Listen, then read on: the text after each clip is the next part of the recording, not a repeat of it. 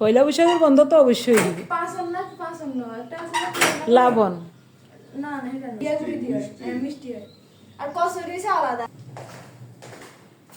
নমস্কার, আমি স্বপ্না। দেশ এবং দেশের বাইরে যে যেখান থেকে ভিডিওটি দেখছেন, আপনাদের সবাইকে অনেক অনেক শুভেচ্ছা। স্বপ্নাস ব্লগে সবার আমন্ত্রণ। প্রতিদিনের মতো আজও নতুন একটি পর্ব সাজানোর প্রয়াস করছি, একেবারে বাস্তব সব চিত্রগুলি নিয়ে। সেখানে থাকবে আমাদের ঘরোয়া কাজকর্ম, রান্নাবান্না, খাওয়া দাওয়া, এইসব। আশা করি আপনাদের সবার ভালো লাগবে, তাই অনুরোধ রইল পর্বটি প্রথম থেকে শেষ পর্যন্ত দেখুন। এখন সকাল 7টা বাজে। আমি খোলাজা পিঠা বানাচ্ছি অন্বেষার জন্য। একটু পরে অন্বেষা চলে যাবে। গতকাল দুপুরের দিকে আমার বোনঝি অন্বেষা আসছিল আমাদের বাসায়। ও আসতে চায় না পড়ালেখার জন্য, অনেক বলার পরে গতকাল আসছিল। তো এখন চলে যাচ্ছি। 8:30টায় ওর ক্লাস আছে, তো 7:30টার দিকে ও বাসা থেকে বের হবে। ও রাতেই বলছিল, মাসিমণি আমি সকালবেলায় কিছুই খাবো না, আমি বাসায় গিয়ে রান্না করে খাবো, আমার জন্য কষ্ট করবেন না। তারপরেও আমি সকালবেলায় উঠে ওর জন্য খোলাজা পিঠা বানাচ্ছি। খেজুর গুড় দিয়ে 2-1টা যদি খায় খাবে, আর না হয় বাকিগুলো বক্সে করে দিয়ে দেব, বাসায় গিয়ে খাবে। পিঠাগুলি যে কত সুন্দর হচ্ছে, আমার মন চাইছে সবগুলো পিঠা আপনাদেরকে দেখাতে। একটা পিঠা হতে 30 সেকেন্ডও সময় লাগছে না। কত শত সহস্র জালি জালি হচ্ছে পিঠাগুলো। গরম গরম পিঠাগুলো মনে হচ্ছে মচমচে টাইপের, তবে একটু ঠান্ডা হলে একেবারে নরম তুলতুলে হয়ে যাবে। এই পিঠাগুলো সহজে শক্ত হবে না। খেজুরের ঝোলা গুড় দিয়ে 2টা পিঠা খেয়েছে, বাকিগুলো বক্সে ঢুকিয়ে ওকে দিয়ে দিলাম। ও রেডি হয়ে গেছে, বলছে মাসিমণি আমি একা যেতে পারবো। তারপরও ওনাকে বলছি ওকে একটু এগিয়ে দিয়ে আসতে।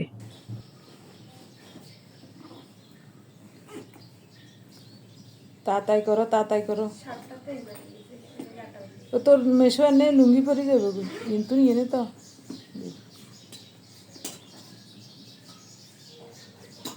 আবার আইস। এবারও কইসত আচ্ছা মাসি সামনের সপ্তাহে আবার আর আইস না।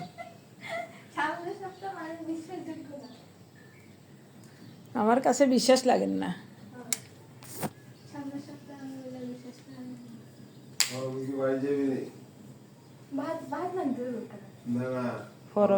ও হরবের সময় ঋতু অন্বেষা পয়লা বৈশাখে বন্ধ নাই। আঙ্গু বাসাতে আইলে ওরি হাসন টাসন খাইতে ইতি তুই হরব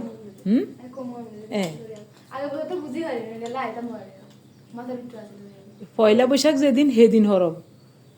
পয়লা বৈশাখের বন্ধ তো অবশ্যই দিবে। লাবণ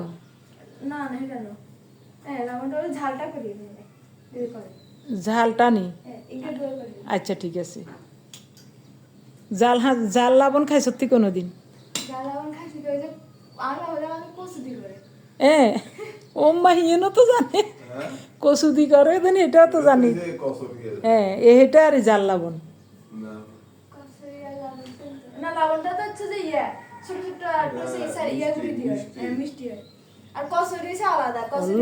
লাবণী তুই কেন না? ঠিক আছে তো, আলাদা আলাদা, অবশ্যই আলাদা।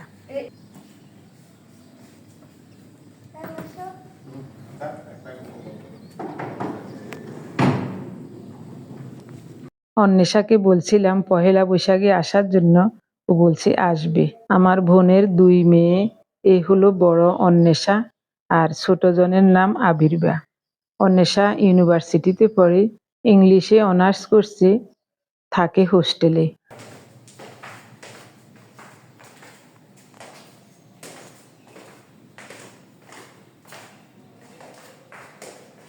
বুঝি বুঝি রাস্তাঘাটে চলিও।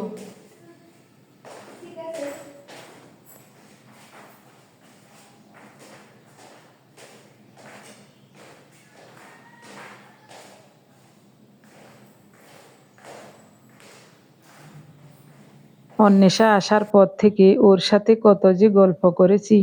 মেয়েটা চলে যাচ্ছে, আমার কাছে খুব খারাপ লাগছে। অন্বেষা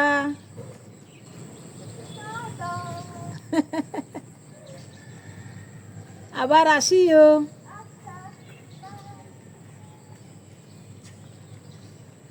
সকালবেলা রাস্তাঘাটে লোকজনও কম, তাই ওনাকে বলছিলাম সামনে একটা অটোতে উঠিয়ে দিয়ে আসতে। ও বলছিল লাগবে না, আমি নিজেই পারবো। তারপরে বলছি না, একা ছাড়তে আমার ভালো লাগছে না। রাস্তায় গেলে তো অনেক লোক, কিন্তু মহল্লাতে লোকজন কম, আর হাঁটার রাস্তায় ভয় লাগে আমার কাছে। প্রতিবার আসলে বলে মাসিমণি আমি পরের সপ্তাহে আবার আসব। আজও বলে যাচ্ছে আগামী সপ্তাহে নাকি ও আসবে। আমি বিশ্বাস করি নাই। তারপরও ও বলছে দেখবেন আমি আগামী বৃহস্পতিবারে আবার আসব। দেখা যাক। আজ আমাদের একাদশী, কিন্তু পার্থর জন্য ভাত রান্না করতে হবে। ও বলছিল মা 11টার দিকে বের হব। এখন সকাল 9:30 বাজে। আমি ওর জন্য 1 পট চাউল রান্না করব, ভাত বসিয়ে দিলাম, শুধু একটা তরকারি রান্না করব। অন্বেষা ভার্সিটিতে গিয়ে পৌঁছয়ে গেছে, ফোন করেছে আরো 1 ঘন্টা আগে। বেশিক্ষণ সময় লাগে না আমাদের এখান থেকে যেতে। দাম বেশি ও কত নিচে আলু? 5 কেজি 100। 5 কেজি 100। ওই এনে রাখো। বাসার সামনেই আলু পেঁয়াজ নিয়ে একটা ভ্যান আসছিল। ওনাকে বলছিলাম আলু আর পেঁয়াজ আনতে, তো পেঁয়াজ ভালো নয়, তার জন্য শুধু আলু এনেছেন 5 কেজি। নদীর ফুল চিংড়ি মাছ রান্না করব, তার জন্য বাটিতে নিলাম কুচানো পেঁয়াজ, আলু আর 2টা টমেটো। একটু পেঁয়াজ ফোড়নের জন্য রেখে দিচ্ছি। 1/2 চা চামচ হলুদ গুঁড়ো, 1 চা চামচ গুঁড়ো মরিচ, স্বাদ মতো লবণ দিলাম। এখন লবণ মরিচের সাথে আলু পেঁয়াজ ভালো করে কষলিয়ে একেবারে নরম করে নেব। মাছগুলো ফ্রিজেই ছিল, সকালবেলায় বের করে রেখেছিলাম। এখন লবণ মাখিয়ে ভালো করে ধুয়ে নিয়েছি। এবার মাছ দিয়ে দেব। নদীর মাছ যেভাবে রান্না করি খুবই চমৎকার হয়। সরিষার তেল দেব। এবার আলতো হাতে মাছগুলো সহ আবারও মাখিয়ে নেব।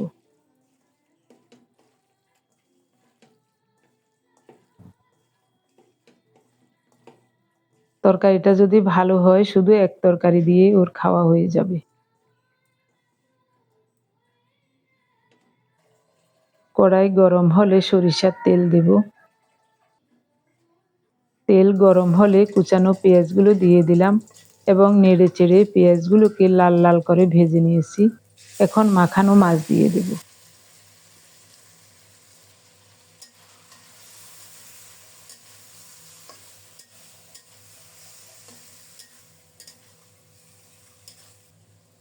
বাটি ধুয়ে সামান্য একটু জল দিয়েছি, আরো একটু ফোটানো গরম জল দিলাম।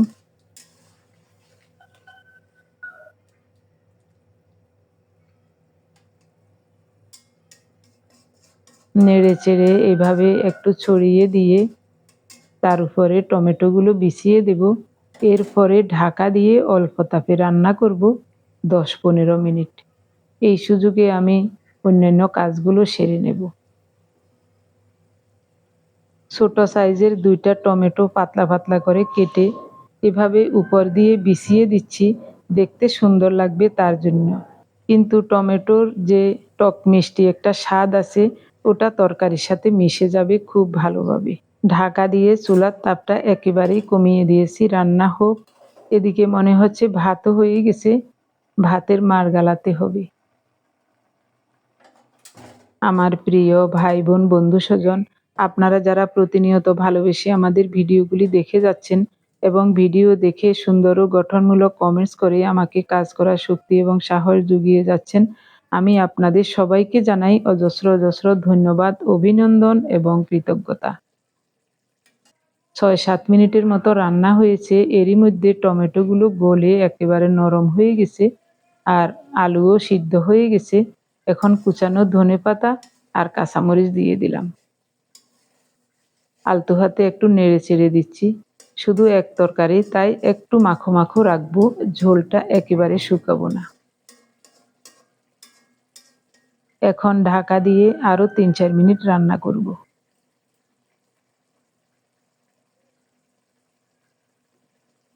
খুব সুন্দর লাগছে তরকারিটা দেখতে। রান্না শেষ, তরকারিটা বাটিতে নিয়ে কড়াইটা পরিষ্কার করে ধুয়ে রেখে দিয়েছি। রান্নাঘরের মোটামুটি সব কাজ শেষ। এখন পার্থকে খাবার দিয়ে ঘরের অন্যান্য কাজগুলি সেরে নেব। তারপরেই আমার একটু মোবাইলের কাজ আছে, ওই কাজটা সেরে নিয়ে এরপরে স্নান করে দুপুরের পরে আমাদের জন্য একাদশীর আহার তৈরি করব। সেটাও আমি আপনাদের সাথে শেয়ার করব। আলুগুলো অনেক বড় বড়।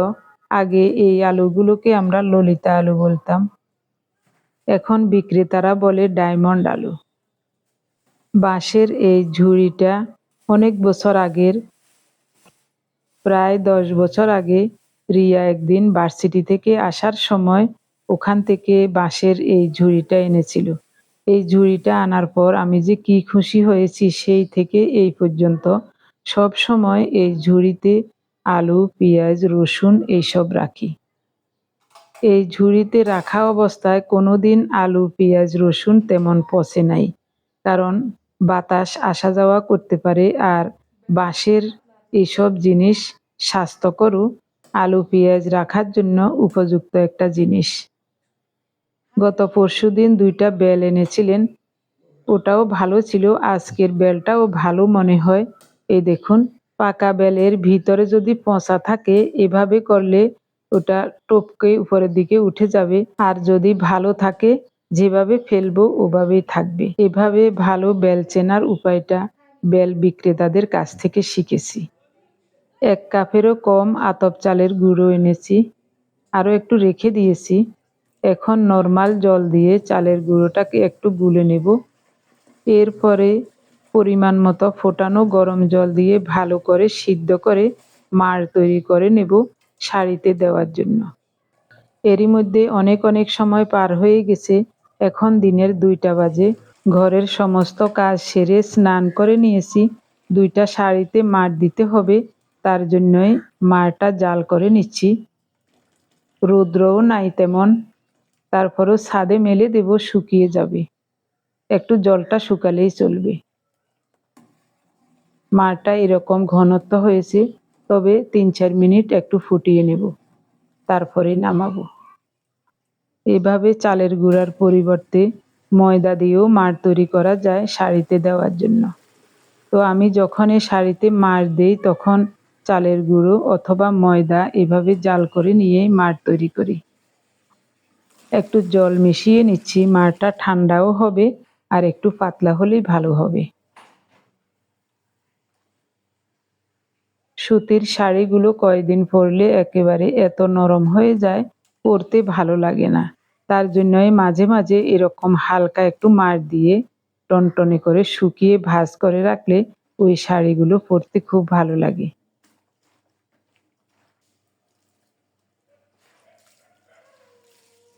হালকা করে একটু চিপে নিচ্ছি। সকাল থেকে আকাশ খুব মেঘাচ্ছন্ন, মনে হচ্ছে এক্ষুনি বৃষ্টি নামবে। তারপরও হাওয়া দেখে সাহস করে 2টা শাড়িতে মাড় দিলাম। 2টা শাড়ি এভাবে মেলে দিলাম, মনে হচ্ছে ঘন্টাখানেক এভাবে থাকলে শুকিয়ে যাবে। 2টা কাপড় মেলে দিয়ে হাতটা ধুয়ে নিয়েছি। এখন পূজার জন্য কিছু ঝরা তুলসী পাতা এবং কয়েকটা ফুল নিয়ে যাব। এখানে অপরাজিতা ফুল আছে, নয়নতারা ফুল আছে, আমাদের বারান্দায়ও আছে ফুল, তুলসী পাতা। তারপরও এখান থেকে নিয়ে যাচ্ছি ছাদে যখন আসলাম। একাদশীতে তুলসীপত্র ছিঁড়ব না, তাই ঝরা পাতাগুলো কুড়িয়ে নিলাম। এখন নেব ফুল। ছোট একটা গাছে 3টা নয়নতারা ফুল আছে, 3টা ফুলই নিচ্ছি। আমাদের বারান্দায়ও কয়েকটা ফুল ফুটেছে, নয়নতারা এবং অপরাজিতা। পূজা অনেক সেরে রান্নাঘরে চলে আসলাম। স্নান সেরে সাগুগুলো আগেই ধুয়ে ভিজিয়ে রেখেছিলাম, এখন সিদ্ধ করে নেব। ফোটানো গরম জলেই দিয়েছি, সাথে সাথে বলক এসে গেল। আরও একটু জল লাগবে, আরও একটু জলও দিয়েছি। অল্প তাপে সাগুগুলো সিদ্ধ করে নিচ্ছি। এই সাগুগুলো সিদ্ধ হতে সময় লাগে, খুব ভালো সাগু। হাফ লিটার গরুর দুধ নিলাম। একদিকে সাগু সিদ্ধ হচ্ছে, আরেকদিকে দুধ জাল হচ্ছে। অল্প করে একটু পায়েস রান্না করব, আর অল্প একটু সাগু রেখে দেব আলু ভর্তার সাথে খাওয়ার জন্য। হিমালয়া পিঙ্ক সল্ট দিলাম স্বাদ মতো। কয়েকটা ছোট সাইজের আলু সিদ্ধ করে রেখেছিলাম, ওটা ঘি দিয়ে একটু মেখে নেব, আর সাগু সিদ্ধ থাকবে একটু, ওটা দিয়ে খেতে ভালো লাগবে। এখনো ভালোভাবে সাগুগুলো সিদ্ধ হচ্ছে না, তাই ফোটানো গরম জল দিয়েছি আর একটু। সাগুগুলো খুব সুন্দর মতো সিদ্ধ হয়ে গেছে। এদিকে দুধেরও কয়েকবার বলক এসেছে। তারপরে এখন সিদ্ধ করা অর্ধেকের বেশি সাগু দিয়ে দেব এখানে।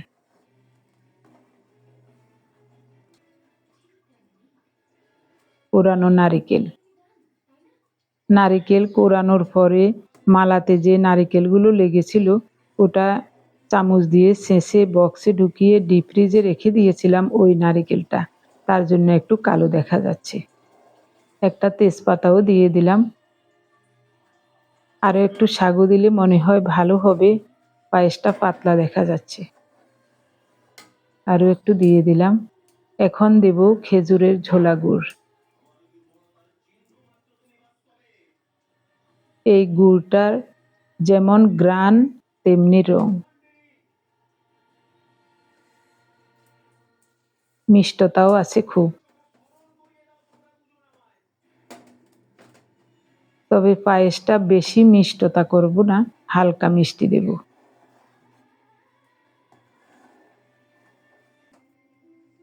আরও একটু গুড় দিতে হবে।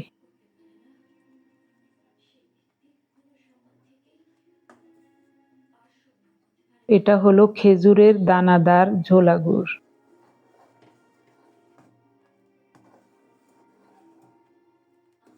আর লাগবে না। কত সহজে পায়েসটা রান্না হয়ে গেল দেখুন। ইসকনের এই সাগুগুলো সহজে সিদ্ধ হতে চায় না, তো এই সাগুগুলো আগেই যদি একটু সিদ্ধ করে নেওয়া হয় তাহলে খুব ভালো হয়, রান্নাতেও সুবিধা হয়। তো আমি একবারেই সিদ্ধ করে নিয়েছিলাম, কিছুটা রেখে দিয়েছি আলু ভর্তা দিয়ে খাওয়ার জন্য, আর কিছুটা পায়েস রান্না করে নিলাম।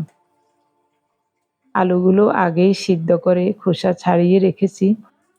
স্বাদ মতো হিমালয়া পিঙ্ক সল্ট আর কয়েকটা কুচানো কাঁচামরিচ দিলাম।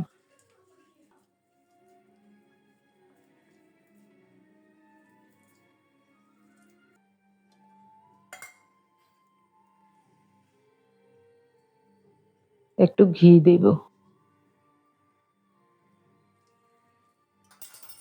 অনেক সময় ঘি না থাকলে শুধু শুধু মরিচ আর লবণ দিয়ে কষলিয়ে খেয়ে নিই, এটাও ভালো লাগে। আরও একটু ঘি দিয়ে ভালোভাবে মেখে দারুণ স্বাদের একটা ভর্তা তৈরি করে নিলাম। অল্প একটু চীনাবাদামও ভেজে নিয়েছি। তো এইসব কাজগুলি করতে অনেক সময় লাগছে। যে বেলটা দেখিয়েছিলাম, ভিতরটা একেবারে সুন্দর গাছ পাকা, রংটা দেখুন একবার কত সুন্দর। দুধ, নারিকেল, খেজুর গুড় দিয়ে রান্না করেছিলাম সাগুর পায়েস। দেখতে যে কত লোভনীয় লাগছে, ঘ্রাণও লাগছে। সিদ্ধ করা সাগু, আলু ভর্তা। এরপর নেব শসা, তারপরে নেব ভাজা চীনাবাদাম। একটা তুলসী পত্র নেব, সাথে থাকবে 1 গ্লাস সাদা জল আর বেলের শরবত। এটাই হবে আমাদের একাদশীর আহার। এখন দিনের 4:30 বাজে, আগে ওনাকে প্রসাদটা দিয়ে আসি, তারপর আমারটা বেড়ে নেব। সকাল থেকে এখনো তেমন কিছুই খাই নাই, শুধু পূজা দিয়েছিলাম, ওখান থেকে 2টা তুলসী পত্র মুখে দিয়েছিলাম আমি। কিছুক্ষণ আগে ওনাকে 1 গ্লাস বেলের শরবত দিয়েছিলাম, এখন আরও 1 গ্লাস দিয়েছি, যদি খান তো খাবেন, না হয় আমি খাবো। আরও 1 গ্লাস হবে বেলের শরবত। সর্বত কদুর খন আরো আছে। যা খাইবার খাও। বেল কিরকম মিষ্টি নি? খুব ফাইন বেল। আলু ভর্তাটা খাই দেখো তো, ঘি দিয়ে করছি।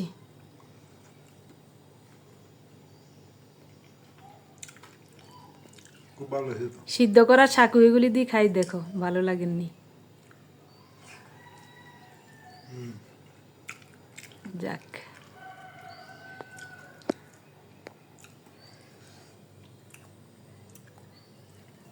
তুলসী পাতা ইয়েও খাইয়া লাইও। তো ঠাকুরের পূজা দিদিন সব সময় তুলসী পাতা খাইয়া লাই।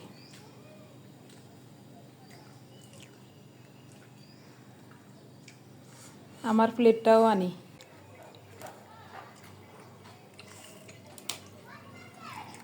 পায়েসও মনে হয় আজকে দারুণ হইব।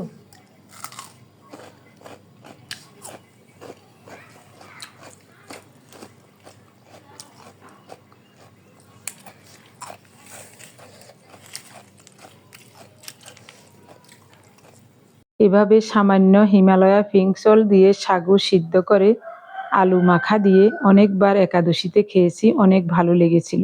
তাই আপনাদের সাথেও শেয়ার করলাম কেমন লেগেছে এবং কেমন লাগছে। আমাদের কাছে খেতে কিন্তু খুব ভালো লাগছে। আপনাদের কাছে দেখতে কেমন লাগছে অবশ্যই কমেন্টস করে জানাতে ভুলবেন না।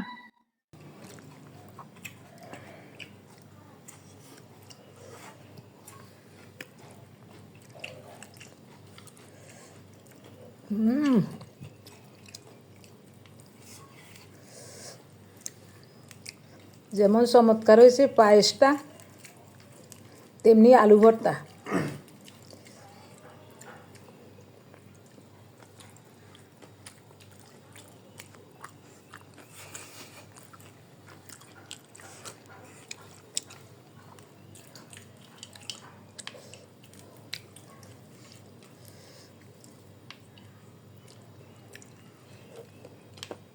আমার প্রিয় ভাই বোন বন্ধু স্বজন, এখন বলবো গত 24 ঘন্টায় ইউটিউবে আপনারা যারা আমাদের অনেকগুলো ভিডিও দেখে কমেন্টস করেছিলেন, আমি আপনাদের সবার নাম খাতায় লিখে নিয়েছি।